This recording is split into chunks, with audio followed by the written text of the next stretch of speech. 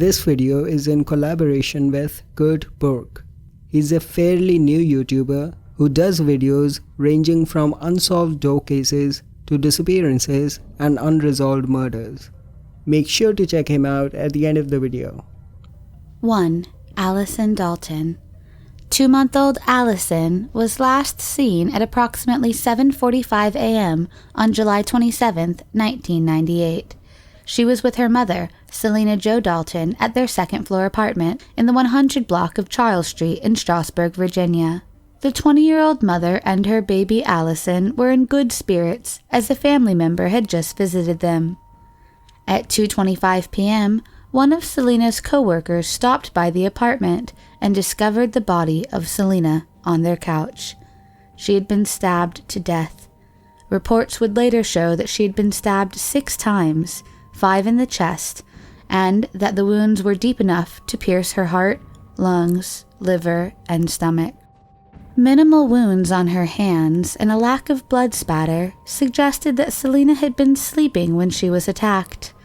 But the worst of all was that Allyson was missing, along with several of her baby bottles and the weapon that was used to kill her mother. Despite the fact that neighbors stated they did not hear screams or any disturbance that morning, police believed that Selena was killed between 9:15 a.m. and 10:30 a.m. One neighbor did report seeing a white male placing a baby in the passenger seat of a pickup. However, he did not get a good look at the man. That witness has since passed away. At the time of the murder, Selena was seeking child support from her sometime boyfriend, Daniel E. Pompel, and he was supposed to take a DNA test to determine paternity. Pompel told police he had been at Selena's apartment at around 9 a.m., shortly before the murder. He said he had knocked on the door, but no one answered, so he left. Authorities would later search his home in Warrenton, Virginia, but find no evidence of the missing baby or her whereabouts. In 2000, Selena's mother, Angela Dalton, would eventually file a wrongful death suit against Pompel for $1.5 million, alleging he killed her daughter and kidnapped her granddaughter, Allyson. But the outcome of that lawsuit has not been made public. Angela lived with her daughter and granddaughter in the apartment, but was out when the murder and kidnapping took place. Angela reportedly stated that Selena had wanted to keep her child support case out of the courts because she was afraid that Daniel would come after her. Though police note that Pompel has not been exonerated, they've also said that they have no evidence to tie him to the crime. Pompel has never been charged with Selena's death or Allyson's disappearance, and their case remains unsolved to this day.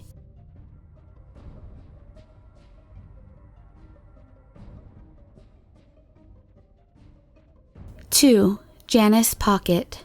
On a July afternoon in 1973, Janice Pockett, 7, set out on her bicycle in Tolland, Connecticut. She planned to ride her metallic green Murray bicycle, which had a bell and a banana seat, through the neighborhood to search for a butterfly she'd caught and left on a rock a few days earlier. She was carrying an envelope to carry the butterfly back home in. It was the first time she had been allowed to go out by herself. She never returned and has not been seen since. Her mother found her bike a half an hour later on Rhodes Road, near a wooded area less than a mile from her home. The butterfly and envelope were never found. Authorities believe that Janice was abducted after she had picked up the butterfly and was on her way home. The police believe that her disappearance may be connected to those of 4 other young girls' disappearance in the local area over the span of 10 years. All of the missing children were female, and they ranged in age from 7 to 20 years old. 2 of them were found deceased years after their disappearances, but the other 3, including Janice, remain missing. However, it is not clear whether the cases are actually related. Later, a pedophile named Charles Pierce confessed he had killed Janice and buried her next to an unidentified boy. Charles was suspected in many child disappearance cases across New England throughout the 1950s through the 1970s. However, neither of the bodies have ever been discovered, and authorities later dismissed his claims as fabrications. Over the years, police and volunteers have continued searching. Janice's bicycle was tested for fingerprints and, more recently, was tested with newer technologies available to investigators. However, no evidence related to Janice Pockett was ever found. One potential suspect, Nathaniel Bar Jonah, now deceased, lived about 20 miles from Tolland at the time Janice Pockett disappeared. His criminal record included prison terms for the abduction and attempted murder of 2 boys in the Massachusetts area, and he was later convicted of molesting 2 other boys in Montana. When police later searched his Montana home, they found fragments of a child's bones, but they could not match them to Janice Pockett. The suspect, Nathaniel, died later of a blood clot in a Montana prison in April of 2008 at age 51, and the identity of the child whose bones were found remains a mystery. No one has been charged with Janice's disappearance, and she remains missing for over 44 years. 3. Stephen Earl Kraft Jr. Stephen Earl Kraft Jr., born on January 11, 1989, is remembered as being a vivacious and outgoing 12-year-old. His green eyes always carried the shine of adventure, and his nickname was Stevie.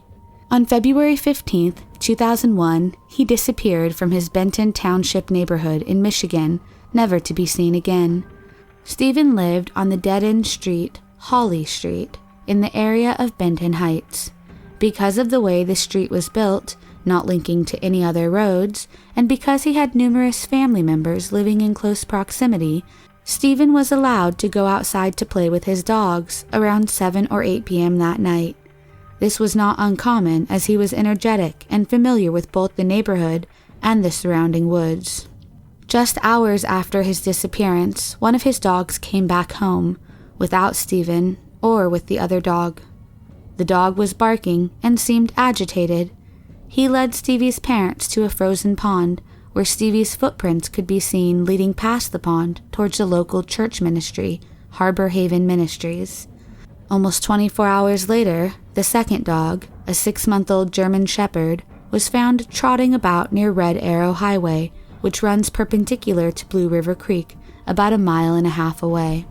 After hours of searching, the only clue police and rescue workers were able to find were the footprints near the pond, the very footprints that Stephen's dog had led them to. And, even though the pond was mostly frozen, they later sent a dive team to investigate both that body of water and the Blue Creek River nearby. Although the river and miles of the surrounding woods were searched extensively, no other clues appeared, and police and the public were baffled by this case, and still are to this day.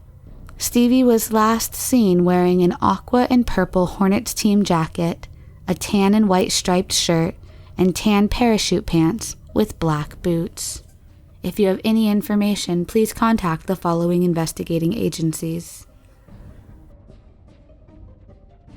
Watch part 2 of this video on Kurt's channel and subscribe to him following the link below.